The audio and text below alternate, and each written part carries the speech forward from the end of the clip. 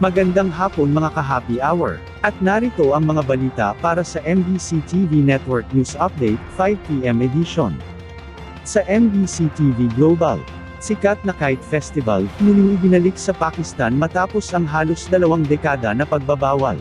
Muling ibinalik sa Pakistan matapos ang 19 na taon na pagbabawal ang sikat na Kite Festival, nakatayo sa bawat bubungan ang mga tao para magpalipad ng saranggola sa Lahore City. Ito ang nasabing piyesta ay nagsisimula tuwing malapit na ang tag-init kung saan ito ay ilang dekada nang ipinagdiriwang. Ipinagbawal ito noong 2007 dahil sa maraming mga naitalang aksidente gaya ng mga pagkakakuryente, pagkahulog at ilan pa. Para maging ligtas ngayon ang festival ay nilimitahan na lamang nila ito ng 3 araw.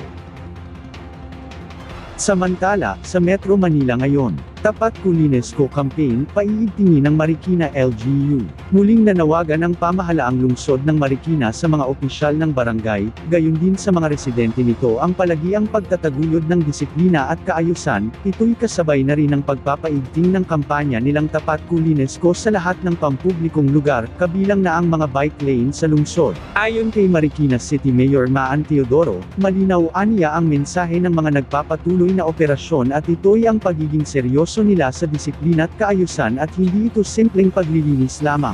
Binigyang diin pa ng alkalde na magtatagumpay lamang ang kanilang kampanya kung sama-sama ang lahat ng mga Marikenyo sa pagpapanatili ng kalinisan sa kanilang lugar. Bukod dito, hinimok din ni Teodoro ang mga opisyal ng barangay na mahigpit na ipatupad ang mga ordinansa patungkol sa kalinisan at kaayusan sa kanilang komunidad. Ito ay mahigpit din niyang pinaalalahanan ang mga kawani ng lokal na pamahalaan na magsilbing halimbawa sa bawat Marikenyo ng tamang disiplina at pagkamasino. Malalaman natin ang mga latest update mamayang alas 5:30 ng hapon, sa programang Metro Manila Ngayon, Afternoon Edition. At yan ang mga balita para sa MBC TV Network News Update, 5 PM edition. Samahan ninyo kami bukas, mula alas 9 ng umaga, hanggang alas 5 ng hapon.